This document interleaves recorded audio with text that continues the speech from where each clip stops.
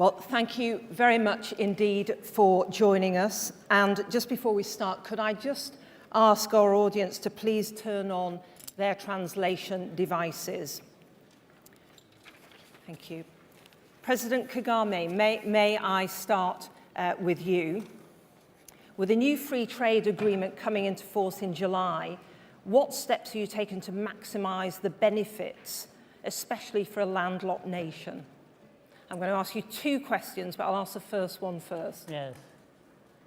Well, first of all, as we heard even from the previous panel, the statistics were given, but let me say the story of African Continental Free Trade Agreement that was reached has become a reality. And that means political will also on the part of the leaders of the continent who came together previously with it was the president of Chad, it was the president of Guinea, Conde, who is on this panel, working with the rest of the continent leaders who put this in place. And this came supporting the effort and the quest for regional integration that we had always sought to achieve. So it has become a reality. And that means also that on our side, we have all along been investing in capacities to be able to trade and to attract investments. In fact, that's how Rwanda, in ease of doing business, the World Bank Index ranks Rwanda among the top countries where there is ease of doing business. We are number 2 in Africa. Last year, we were 29 in the whole world. So we are doing all that so that investments would be attracted, business across borders and beyond would also. And we've seen that with the Continental Free Trade Area, statistics show that intra-African trade is going to go up by up to 50%. So definitely this is a huge opportunity which Rwanda and other African countries have been prepared to benefit from as well as contribute to. So good news ahead, hopefully. And what would you say your top priority is for encouraging investment into Rwanda? Well, as I pointed to the ease of doing business, first of all, we have had to predict or put ourselves in the shoes of an investor and what would they be looking for in order for people to invest in our country. First of all, they need rule of law, they need predictability, they need to see good governance, which tackles corruption, and so that so much money is not lost in the process of trying to register or acquire business. So we have ourselves focused on that as a priority, and that's why being ranked 29 in the world or second in Africa in the index of ease of doing business by the World Bank is not for nothing. It's because of those efforts exactly that have been put into it. The priority, therefore, has been that, and there are also areas, whether it is manufacturing, it's infrastructure, there is hundreds of millions of dollars airport coming up, which we want people to invest in. It's energy, it's agro business and processing, it's services sector that has been registering a huge growth in our economy. And we have also maintained the high growth. In fact, last year we registered over 8% growth. This year, meaning 2019, we may end up registering double-digit growth, and we are looking at the same thing this year, 2021. That's a wonderful, wonderful achievement. I'd like to come to President Condé now. President, the private sector have a vital role to play in the success of the new agreement. Can you explain how you're working with the private sector to ensure that success? And I think President Condé is going to be speaking in French. Oui. D'abord, pour nous, il était extrêmement important d'améliorer les infrastructures, chemins de fer, ports et routes. Deuxièmement, la stabilité macroéconomique. Et surtout, nous avons créé, grâce à la coopération avec le président Kagame depuis 2011, nous avons créé l'Agence pour les investissements privés et le Conseil présidentiel et pour faciliter la coopération avec les entreprises privées et les plateformes. Ensuite, nous avons connu pendant 2 ans une croissance à 2 chiffres et en moyenne, nous avons une croissance entre 6 et 8%. Donc, pour tirer le maximum d'avantages de libre-échange, nous avons créé la chaîne de valeur, c'est-à-dire la transformation de toutes les matières premières agricoles comme miniers chez nous. C'est-à-dire la chaîne de valeur, par exemple, si je prends l'agriculture, c'est cultiver, transformer et transporter. La même chose pour nos mines, par exemple, la bauxite transformée en alumine et en aluminium. Et aussi utiliser les nouvelles technologies pour améliorer, par exemple, on a créé le guichet unique du commerce et utiliser les nouvelles technologies pour mieux améliorer le fonctionnement de notre administration et casser la bureaucratie. Mais surtout créer un environnement favorable pour les investisseurs privés. Cela suppose donc qu'on ait des routes, qu'on ait l'énergie.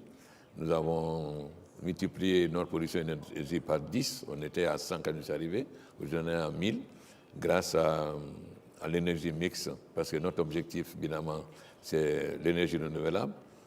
Donc, nous avons l'ARI que je préside. Donc aujourd'hui, nous développons l'énergie hydraulique et l'énergie solaire. Parce que pour que les entreprises puissent travailler, il faut qu'ils aient des routes, il faut qu'ils aient de l'énergie. Ensuite, il faut qu'on facilite. Aujourd'hui, pour créer une société en Guinée, il faut 24 heures. Mais Kagame vient de me dire qu'au Rwanda, c'est 6 heures. Donc, je vais faire mieux que lui, ça sera 5 heures. Thank you very much, President. I wish my French was a little better, but I will work on it. But could you also tell us what your top priority is for improving Guinea's business environment?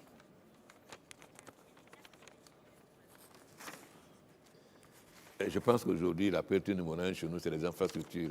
Parce que nous avons fait beaucoup de progrès dans les autres secteurs. Nous avons créé un tas de discussions entre les partenaires, entre le gouvernement et les privés. Nous avons dans la salle celui qui est chargé de l'Agence pour les investissements privés. Nous avons un ministre chargé des investissements privés. Nous avons le conseil présidentiel. Mais évidemment, il faut que nous avons aujourd'hui suffisamment d'hôtels. Il sait quand il est venu en 2011, quand ils sont venus, on n'avait pas beaucoup d'hôtels. Donc c'est vraiment créer des conditions les plus favorables. Ça veut dire que le développement de Blackbone, c'est-à-dire des nouvelles technologies, l'amélioration du port, puisque nous allons avoir maintenant un port à eau profonde, et surtout la facilitation de l'impôt, parce qu'aujourd'hui, nous utilisons les nouvelles technologies pour que les personnes puissent facilement, par exemple, avec le guichet unique aujourd'hui, toute la procédure de douane, d'investissement se fait en un seul. Vous pouvez rester chez vous et pouvoir dédouaner, savoir que votre marchandise a telle date, vous n'avez plus besoin d'aller à la douane, et seulement vous payez à la banque centrale. Donc, c'est créer toutes les conditions pour que on casse le maximum de bureaucratie dans nos pays. Parce que vous savez, un des problèmes que nous avons, c'est la lourdeur de l'administration. Thank you very much indeed, President. President Mutharika, investment in Malawi is focused very much around agriculture. Do you think the new free trade agreement will help you to diversify? So I'm having difficulty hearing you. Would you like me to repeat that, President? I'm sorry? Would you like me to repeat that question? Yes. Investment and activity is based around agriculture, very much in your country. Yes. And do you think the new free trade agreement will perhaps help you to diversify into different sectors, perhaps even higher value sectors? Yes, in a way we have to. You're right that Malawi depends on agriculture. 90% of exports agriculture. 30% of foreign exchange from agriculture. We will diversify. 95% of our people are in rural areas and involved in subsistence farming. So what we need to do is commercialize agriculture. So last week, in fact, I launched a agricultural commercial project funded by the World Bank to the tune of $100 million.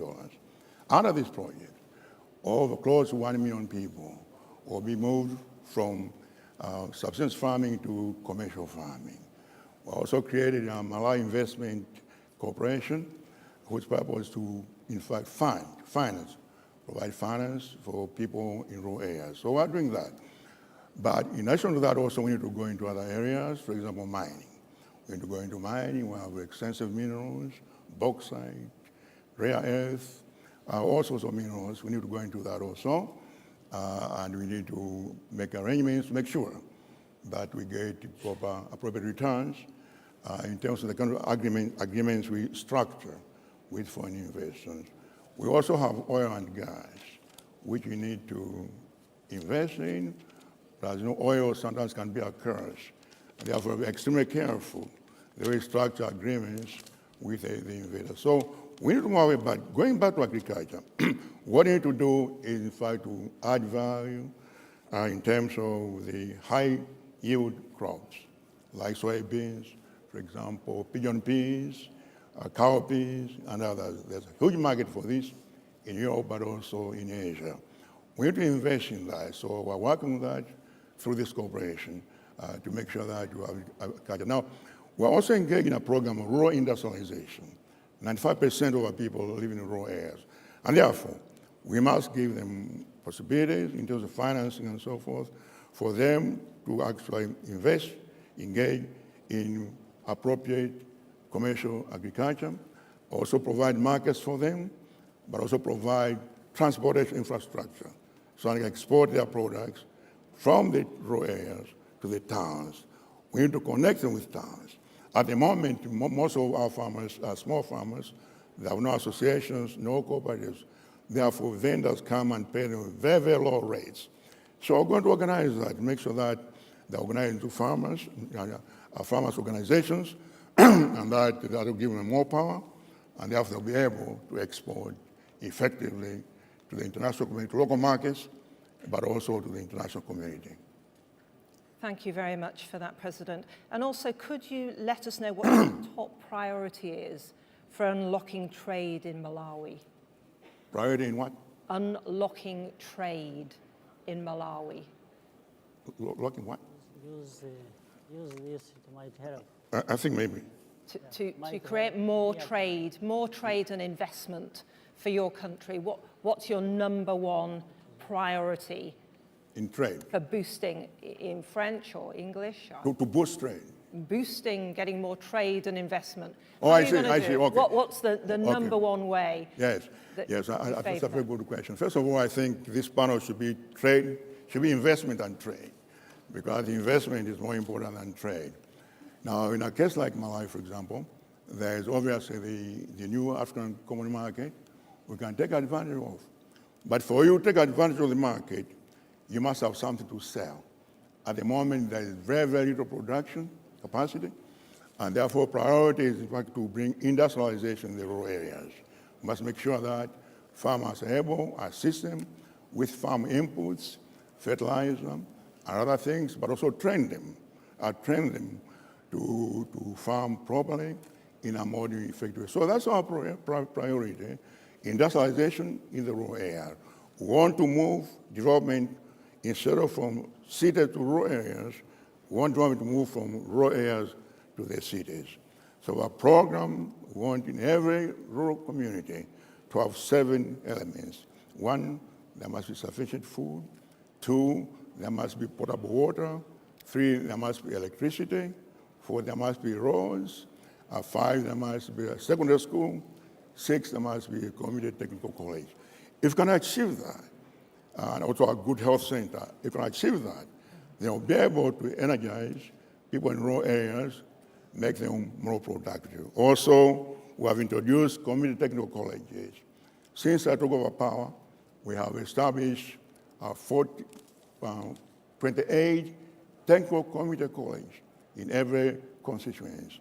Within 5 years, we'll have colleges in all the 103 constituencies now. In these colleges, people are going to train welding, carpentry, sewing, tailoring, and so on and forth. In fact, a very interesting story. One day, my assistant came and said, Your Excellency, there are women at the gate there. A lot of them are coming there, and they're singing and so forth. I said, my God, what have I done this time? So I went and met them, and they say that in these colleges, we don't have a curriculum for beauty technology. So we started also added beauty technology, essentially hairdressing and so forth, to empower women and so forth. So we're doing that. So that's pretty much what we do. We give them skills, resources, financing, infrastructure. If we can achieve that, I think we'll be able to industrialize and bring the rural communities out of poverty. So much to do, President. You have a wonderful plan there. And now, coming to our Secretary of State, the Right Honourable Liz Truss. Secretary of State, you've heard about the great potential of this new continental free trade area. What support is the UK providing to African partners on this very important agenda? Well, thank you very much, Helen, and it's fantastic to hear the commitment to free trade and also the scale of ambition from the panel here today. Of course, on the 31st of January, the UK leaves the European Union, and we will be able to negotiate our independent trade policy for the first time in 46 years. And this presents, I think, a large opportunity for the UK, but also an opportunity to deepen our relationships around the world. And it's our ambition to secure 80% of all of the UK's trade in free trade agreements, zero tariffs within 3 years. And of course, African nations represent a large opportunity to do that, a hugely growing part of the world with great ambition. And the UK also wants to play a strong role in the World Trade Organization when we take up our independent seat after the 31st of January. And of course, African nations form 25% of membership of the World Trade Organization, because I think it's very important that we all defend the rules-based system, that it shouldn't be about how big a nation is, it should be about making sure that everybody has a level playing field on which their enterprises and producers can compete. And I am very keen for the UK to work with like-minded countries across the African nations to defend that rules-based order and to make sure that we have free and fair trade across the world. Helen, you mentioned the African Continental Free Trade Agreement. This is a hugely exciting opportunity. It will create a market of up to $2.5 trillion. And of course, the UK is extremely keen to engage with those opportunities. As the President of Malawi has pointed out and the President of Guinea has pointed out, there is a huge opportunity in particular to empower women. And only a few days ago, we hosted an event of African female entrepreneurs pitching to investors around the world. We know that 80% of cross-border trade out of Rwanda is by female entrepreneurs. We know that sub-Saharan Africa has the highest rate of female entrepreneurship in the world. So I see trade as a huge way of empowering women as well as bringing prosperity right across our nations. Now, as we leave the European Union, we want to strike new free trade agreements with customs unions, but also with individual African nations, which go deeper than what we've had before, particularly in areas like digital and data. We can be more ambitious. We've seen huge moves in a positive direction from many African nations, and in fact, Malawi, Rwanda, and Guinea, who are all on this panel today, have indeed led the way in these developments. We've already agreed deals with 11 African countries, including the Southern African Customs Union, which I personally signed in October. and there's a further 7 deals in the pipeline. We've signed deals that cover 43% of our current trade with Africa, but I think there's further to do. And you asked me specifically, Helen, what are we doing to help those trading arrangements? First of all, we've got a new Trade Connect program worth 20 million, which will help firms make the most of preferential market access and boost exports into the UK.